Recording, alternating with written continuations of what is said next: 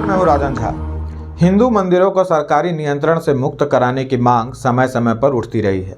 विश्व हिंदू परिषद ने जनवरी 2025 से इसे लेकर देशव्यापी जन जागरण अभियान शुरू करने की घोषणा की है।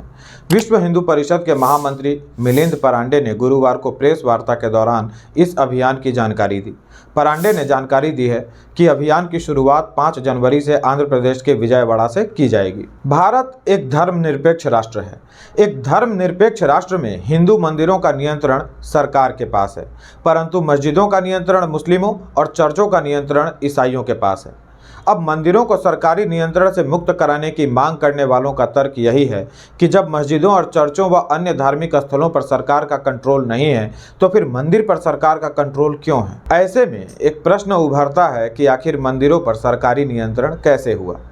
पुराने समय में राजा महाराजा मंदिर निर्माण के लिए भूमि और धन का दान किया करते थे। मंदिर प्रायः नगर या गांव के आसपास बनाए जाते थे। मंदिरों के निर्माण से आसपास के क्षेत्र में अन्य व्यवसाय शुरू हुए और शहरों व गांवों का विकास हुआ। भारत में इस्लामी आक्रमणों और शासन की अवधि के दौरान आक्रमणकारी या शासक केवल हिंदू मंदिरों को लूटते थे, दान किए गए धन को लूटते थे, मूर्तियों को नष्ट करते थे, मंदिर परिसर को अपवित्र करते थे और विरोध करने वाले पुजारियों व अन्य भक्तों की हत्या करते थे। कभी कभी वे मंदिर को नष्ट करने के बाद उन्हीं अवशेषों से मस्जिद का निर्माण करते थे, जैसा कि अयोध्या राम जन्मभूमि में हुआ था। कुछ अन्य मामलों में वे मंदिर के केवल एक हिस्से को ध्वस्त कर देते थे और उसे मस्जिद में बदल देते थे।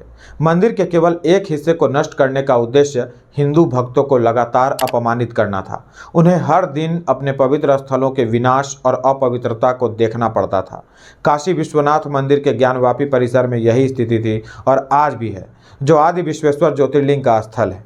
मथुरा कृष्ण जन्मभूमि में देख लीजिए, कंस का कारागार जहां भगवान का अवतार हुआ, आज भी मस्जिद कहला रहा है। आबादी में अधिक होने के बाद भी सभी हिंदू एक साथ आक्रमणकारियों के विरुद्ध खड़े नहीं हो पाते थे, क्योंकि उस समय की मानसिकता थी कि जो राजा है वो लड़ेगा। आम लोग युद्ध स्थल के बाहर खड़े होकर इस बात की प्रतीक्षा किया करते थे कि कल से उन पर किनका शासन होने वाला है। अपने राजा की पराजय से उनको प्रसन्नता तो नहीं होती थी, लेकिन राजा विजयश्री को प्राप्त करे, इसके लिए वे अपने प्राण भी न्यौछावर नहीं करते थे। आक्रमणकारी आम लोगों का उत्पीड़न करने लगे। उन्हें हिंदुओं के मूक, कड़वे और नपुंसक क्रोध को देखने में आनंद आता था। यह बहुत व्यापक विषय है और आज हम मंदिरों पर सरकारी नियंत्रण पर चर्चा कर रहे हैं, इसलिए इस विषय पर किसी अन्य वीडियो में चर्चा करेंगे। इस्लामिक आक्रमणकारियों के बाद यूरोप से ईसाई उपनिवेशवादियों ने भी बहुत सारे हिंदू मंदिरों को नष्ट कर दिया और अपवित्र किया। भारत में गोवा राज्य इस तथ्य का एक प्रमाण है। पुर्तगाली ईसाइयों ने गोवा में हजारों मंदिरों को तोड़ दिया। 2023 में पुरातत्व विभाग की टीम ने पूरे राज्य में सर्वे कर यह जानकारी जुटाने की कोशिश की थी कि पुर्तगालियों ने कहां-कहां और कितने मंदिर तोड़े थे। टीम की रिपोर्ट में कम से कम 1000 मंदिरों को तोड़े जाने के पुख्ता सबूत मिले, जबकि कई स्थलों पर जांच की बात कही गई। कई ऐतिहासिक किताबों में भी उल्लेख मिलता है कि गोवा में लगभग सभी हिंदू मंदिरों, तीर्थस्थलों और छवियों को नष्ट कर दिया गया। उनकी जगह ईसाई चर्च स्थापित कर दिए गए।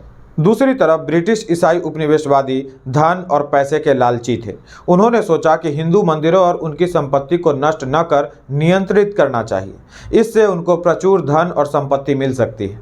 अब अंग्रेजों ने हिंदू मंदिरों की संपत्ति को नियंत्रित करने के लिए योजना बनानी शुरू की। इनमें पूजा स्थल पर जाने वाले हिंदू तीर्थयात्रियों पर टैक्स लगाना भी शामिल था। उन्होंने मंदिरों की संपत्ति, भूमि और दान में मिलने वाले हर तरह की संपत्ति को नियंत्रित करने के लिए कानूनी नियम बनाए। अब वो नियम क्या क्या थे वो एक एक करके देखिए। Madras regulation 7 1817, religious endowment act 1863, Hindi में इसे धार्मिक बंदोबस्ती अधिनियम कहा गया। इसी अधिनियम के तहत मंदिरों का नियंत्रण सरकार द्वारा नियुक्त समितियों को सौंप दिया गया। इसके बाद आया मद्रास रिलीजियस एंड चैरिटेबल इंडोमेंट्स 1925। यह हिंदू मंदिरों पर पहला विशिष्ट कानून था। इससे आगे बढ़कर Hindu religious and endowment act 1927 लाया गया, जिसने दक्षिण भारत के मंदिरों को सीधे सरकार के अधीन कर दिया। अंग्रेजों का तर्क था कि धार्मिक संस्थानों में भ्रष्टाचार हो रहा है और मंदिरों की संपत्ति का सही उपयोग नहीं हो रहा है। इसके सही उपयोग के लिए एक्ट के तहत बोर्ड का गठन किया गया। इस बोर्ड को हिंदू रिलीजियस एंडोमेंट्स बोर्ड कहा गया। बोर्ड में सरकार द्वारा नियुक्त प्रतिनिधि और धार्मिक समुदाय से जुड़े लोगों को शामिल किया गया। इनका काम मंदिर की आय, संपत्ति और धार्मिक कृत्यों का प्रबंध करना था। हिंदुओं को लगा कि स्वतंत्रता प्राप्ति के बाद उनके मंदिर भी स्वतंत्र होंगे और अन्य धार्मिक स्थलों की तरह इन पर से भी सरकारी नियंत्रण हट जाएगा, परंतु वे कितने गलत थे। अंग्रेज चले गए, मुस्लिमों ने मार काट मचाकर पाकिस्तान ले लिया और भारत की पहली निर्वाचित सरकार के शासनकाल के दौरान हिंदू मंदिरों को नियंत्रित करने के लिए एक अधिनियम पारित किया गया, Hindu religious and charitable endowment act 1951, Hindi में हिंदू धार्मिक और धर्मार्थ बंदोबस्ती अधिनियम 1951। इसका उचित अर्थ केवल यह था कि मद्रास अधिनियम 1927 के तहत बनाई गई पूर्व योजनाएं उसी प्रकार प्रभावी होंगी जैसे कि अंग्रेजों के शासनकाल में थीं। यह सार्वजनिक है कि स्वतंत्र भारत के पहले प्रधानमंत्री जवाहरलाल नेहरू भारत में हिंदू पुनरुत्थानवाद से कितना डरते थे और इसके विरोधी थे, परंतु नेहरू के इस निर्णय से हिंदू समाज दुखी था। इस कानून को न्यायालयों में चुनौती दी गई। मद्रास उच्च न्यायालय ने चुनौती खारिज कर दी। नेहरू के विपरीत जाना उस समय में छोटी बात नहीं थी, परंतु विरोध जारी रहा। अधिनियम को फिर भारत के सर्वोच्च न्यायालय में चुनौती दी गई। न्यायालयों ने अधिनियम के अधिकांश कठोर प्रावधानों को निरस्त कर दिया।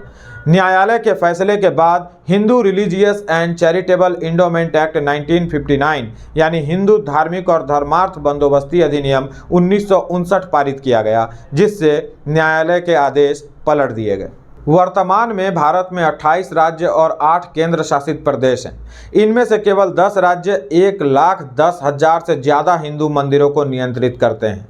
तमिलनाडु राज्य 36,425 हिंदू मंदिरों और 56 मठों को नियंत्रित करता है। राज्य मंदिर ट्रस्ट के पास 4,78,000 एकड़ हिंदू मंदिर भूमि है। फिर भी तमिलनाडु सरकार ने मद्रास उच्च न्यायालय को सूचित किया था कि 11,999 हिंदू मंदिरों से पूजा का खर्च उठाने लायक रेवेन्यू नहीं आ पाता और उनके पास एक भी दिन पूजा करने के लिए पैसे नहीं हैं।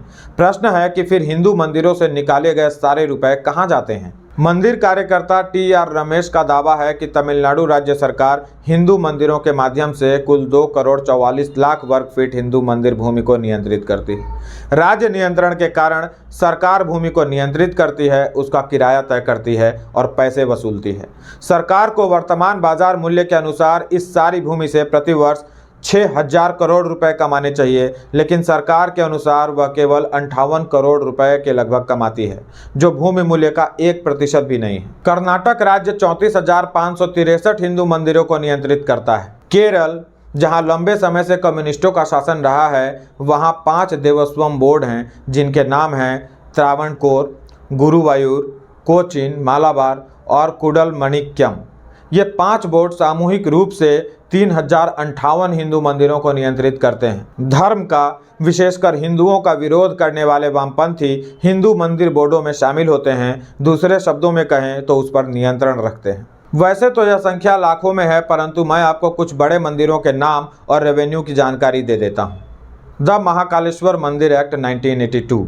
महाकालेश्वर मंदिर, जो शिव के 12 ज्योतिर्लिंगों में से एक है, मध्य प्रदेश राज्य सरकार द्वारा नियंत्रित और विनियमित है। राज्य मंदिर उसके राजस्व, पुजारियों की नियुक्ति और यहाँ तक कि भक्तों को प्रसाद के रूप में दिए जाने वाले लड्डू के आकार को भी नियंत्रित करता है। इस मंदिर ने 2021 में 81 करोड़ रुपए की कमाई की थी। श्री वेंकटेश्वर स्वामी मंदिर, तिरुपति। तिरुपति मंदिर द्वारा दान के रूप में प्राप्त धन ने हमेशा आक्रांताओं और शासकों का ध्यान आकर्षित किया है, जो हिंदू मंदिरों की संपत्ति को लूटना चाहते हैं। हिंदू राजाओं के पतन के बाद तिरुपति मंदिर मुस्लिम शासकों के नियंत्रण में आ गया। मुसलमानों के बाद तिरुपति मंदिर ईसाई उपनिवेशवादियों के नियंत्रण में आ गया। ईस्ट इंडिया कंपनी ने तिरुपति मंदिर पर कब्जा करने के लिए 1821 ईस्वी में ब्रूस कोड लागू किया था। वर्तमान समय में TTD यानी तिरुमाला तिरुपति देवस्थानम न केवल प्रसिद्ध तिरुपति मंदिर बल्कि कुल मिलाकर लगभग 200 हिंदू मंदिरों को नियंत्रित करता है। तिरुपति इसके नियंत्रण में सबसे धनी और सबसे प्रसिद्ध मंदिर है। वर्ष 2023 में तिरुपति मंडी का हुंडी संग्रह अकेले 1,398 करोड़ रुपए था।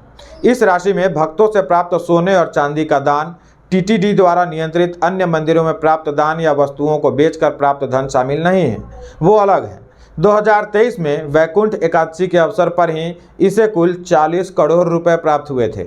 यह भी ध्यान देने वाली बात है कि कई बार TTD द्वारा दिए गए आंकड़ों में विसंगतियां पाए जाने के आरोप भी लगे हैं। आरोपों के अनुसार TTD प्राप्त दान को कम करके बतलाता है। टीटीडी आंध्र प्रदेश और तेलंगाना राज्यों में कल्याण मंडपम नामक विवाह स्थल भी चलाता है। यह स्थल पूरे साल पहले से बुक रहते हैं और इनसे काफ़ी कमाई भी होती है। हाल ही में इसकी संपत्तियों का सरकारी मूल्यांकन सार्वजनिक किया गया था, जिसमें 7,123 एकड़ भूमि का मूल्य 85,705 करोड़ रुपए आंका गया। टीटीडी मंदिर की जमीन बेचने के प्रयास भी कर चुकी है। यदि आवश्यकता पड़ी तो मैं टीटीडी के घोटालों पर भी एक अलग वीडियो तैयार करूंगा। इसी श्रृंखला में हमारा अगला मंदिर है कपालेश्वर मंदिर। कपालेश्वर मंदिर तमिलनाडु के सबसे अमीर मंदिरों में से एक है। मंदिर के पास चेन्नई में 600 एकड़ से ज़्यादा की संपत्ति है।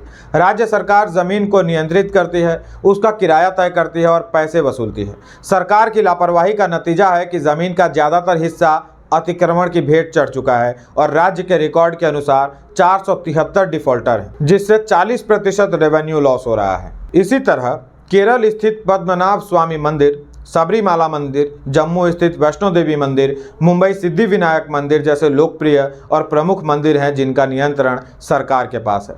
सबरीमाला मंदिर 1950 से सरकारी नियंत्रण में है। मंदिर को सालाना 200 से 250 करोड़ की आय होती है। सेंटर फॉर पॉलिसी स्टडीज़ के 2016 के एक अध्ययन के अनुसार देश के प्रमुख हिंदू मंदिरों के पास लगभग 5 लाख करोड़ रुपए की संपत्ति है।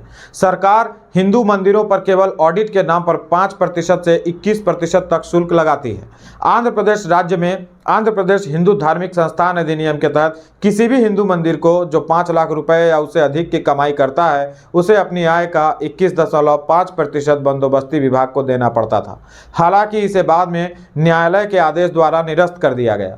राज्य द्वारा नियुक्त सभी सदस्यों का वेतन भी मंदिर से ही आता है। वे पैसे से सराबोर रहते हैं, जबकि कई मंदिरों में पंडितों या पुजारियों को बहुत कम वेतन दिया जाता है। कई मंदिरों के मामले में सरकार पंडितों या पुजारियों की नियुक्ति, दैनिक पूजा अनुष्ठानों और त्योहारों पर मंदिर द्वारा कितना पैसा खर्च किया जा सकता है यह भी तय करती है और पूजा की प्रक्रियाओं को भी प्रभावित करती है।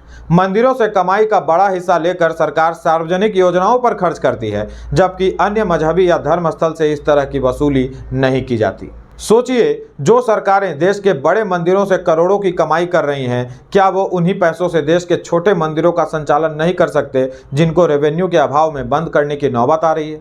मंदिरों का पैसा मंदिर पर ही खर्च होना क्या उचित नहीं होगा? सभी धर्म और उनके धार्मिक संगठन भक्तों द्वारा दिए गए दान से फलते फूलते हैं। यदि मंदिरों पर हिंदुओं का नियंत्रण होता तो उस पैसे का उपयोग दूसरे हिंदू मंदिरों के रखरखाव, वेद पाठशालाएं, स्कूल, कॉलेज, हिंदू धार्मिक और सांस्कृतिक केंद्र, अस्पताल, अनाथालय, वृद्धाश्रम, गायों के लिए गौशालाएं, छात्रवृत्तियां, फेलोशिप, धर्मों का प्रचार प्रसार, गरीब हिंदुओं की मदद आदि के लिए किया जा सकता था। सभी धर्म ये काम करते हैं, लेकिन हिंदू नहीं कर सकते। भक्त कर चुकाने के बाद मंदिरों को जो पैसा देते हैं, यह सारा पैसा सरकारों के पास चला जाता है और कभी भी उस उद्देश्य के लिए इस्तेमाल नहीं किया जाता जिसके लिए इसे बनाया गया है। मंदिर की ज़मीन पर धीरे धीरे अतिक्रमण हो रहा है। हिंदू मंदिरों की ज़मीन कम होती जा रही है। राज्य की तरफ से हिंदू मंदिरों के प्रबंधन के लिए कई बार दूसरे धर्म के लोगों की नियुक्ति कर दी जाती है। उदाहरण के लिए फिरहाद हकीम जैसे मुस्लिमों को तारकेश्वर मंदिर बोर्ड का अध्यक्ष बना दिया गया और वांगलापुड़ी अनीता जैसे ईसाइयों को तिरुपति मंदिर बोर्ड में नियुक्त किया गया। अब चूंकि सरकार इन मंदिरों का प्रबंधन करती है, इसलिए वह किसी भी गलत काम को स्वीकार नहीं करती और सब कुछ दबा देती है। मंदिरों से मूर्तियां चुरा ली जाती हैं, मंदिरों की संपत्ति नीलाम कर दी जाती है और मंदिर का पूरा परिस्थिति तंत्र नष्ट कर दिया जाता है। आपको सितंबर 2023 में सनातन धर्म उन्मूलन सम्मेलन के बारे में तो पता चला ही होगा। इस कार्यक्रम में राज्य सरकार के मंत्री शामिल हुए थे। इस कार्यक्रम में सनातन धर्म की तुलना डेंगू, मलेरिया और कोविड-19 से की गई थी और सनातन धर्म या हिंदू धर्म के उन्मूलन का नारा लगाया गया था। आपको शायद यह नहीं पता होगा कि तमिलनाडु राज्य के हिंदू धार्मिक और धर्मार्थ बंदोबस्ती HRNC मंत्री PK शेखर बाबू भी इस सम्मेलन में उपस्थित थे। यह व्यक्ति हिंदू मंदिरों का प्रभारी है और हिंदू धर्म को मिटाना चाहता है। क्या आप हिंदू मंदिरों का नियंत्रण ऐसे हाथों में देखना चाहेंगे? कुछ राज्यों में तो सरकारें अलग अलग बहाने बनाकर हिंदू मंदिरों को निशाना बना रही हैं और उन्हें नष्ट कर रही हैं। हाल ही में ध्वस्त किए गए मंदिरों में चेन्नई में बेसिन ब्रिज के पास 300 साल पुराना मंदिर और मदुरई में 200 साल पुराना वझावंदन मंदिर शामिल है।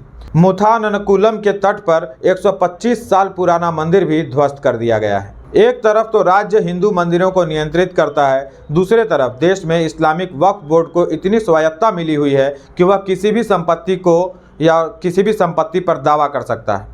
वक्फ बोर्ड ने हाल ही में एक 1500 साल पुराने हिंदू मंदिर पर दावा कर दिया जो इस्लाम धर्म से भी ज़्यादा पुराना है। इस पर हम पहले भी कई बार चर्चा कर चुके हैं। पिछले कुछ वर्षों में बीजेपी की ओर से इस दिशा में कदम बढ़ाए गए हैं। 2019 में उत्तराखंड बीजेपी सरकार ने एक बोर्ड बनाकर 4 धाम मंदिरों और 49 अन्य मंदिरों का प्रबंधन एक बोर्ड के अधीन कर दिया था। हालांकि इस फैसले का विरोध हुआ और सरकार को यह निर्णय वापस लेना पड़ा था। मध्य प्रदेश में बीजेपी सरकार ने वर्ष 2023 में मंदिरों पर से सरकार का नियंत्रण कम किया था। कर्नाटक बीजेपी की सरकार ने भी ऐसा ही करने का वादा किया था, लेकिन वह अपने कार्यकाल में आगे नहीं बढ़ सकी। अब है कि हिंदुओं को क्या करना चाहिए। सबसे पहले तो हिंदुओं को इस पूरे विषय में जागरूक होना होगा और दूसरों को भी जागरूक करना होगा। जो लिख सकते हैं वे इस विषय पर लिखें, जो बोल सकते हैं वो बोलें, अपनी आवाज़ उठाएं, वीडियो बनाएं। जो यह भी नहीं कर सकते वो हम लोगों के द्वारा बनाए गए वीडियो को शेयर करें। कुल मिलाकर इस मुद्दे को अपने और हिंदू समाज के लिए महत्वपूर्ण बनाएं। सफलता अवश्य मिलेगी। आज के लिए इतना ही। जुड़े रहने के लिए आप सभी का बहुत बहुत आभार, बहुत बहुत धन्यवाद।